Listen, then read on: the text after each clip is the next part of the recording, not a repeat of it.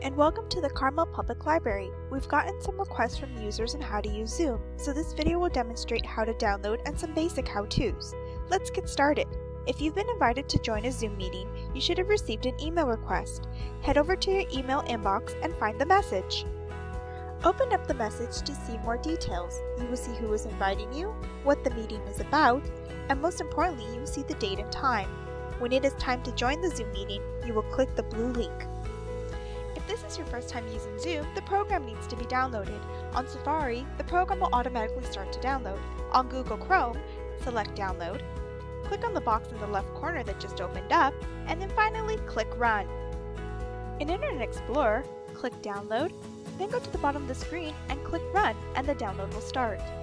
Firefox has a few extra steps. First, click Download, and then select Save File. Click on the box that appears in the right-hand corner, and lastly, select Run. After Zoom downloads, the meeting will open. If it does not automatically connect, select Open to start Zoom. If the host has to admit you into the meeting, you will see a message letting you know. Once the host admits you, you will start to connect straight away. Welcome to Zoom. Select Join with Computer Audio if you wish to use the mic on your device. When you first enter Zoom, the camera is off. The red light indicates that the camera is not on. To start the video, you just have to click the camera image and voila! Now other people in the meeting can see you.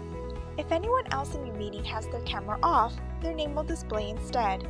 To turn off the video, just click it again and the red line will appear. The microphone works the same way as the camera.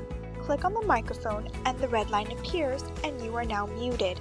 To unmute, just click again. You also have the ability to see who else is in this meeting. You can see how many people there are in the room and see their names if you hit the Participants button. To close the box, just hit it again.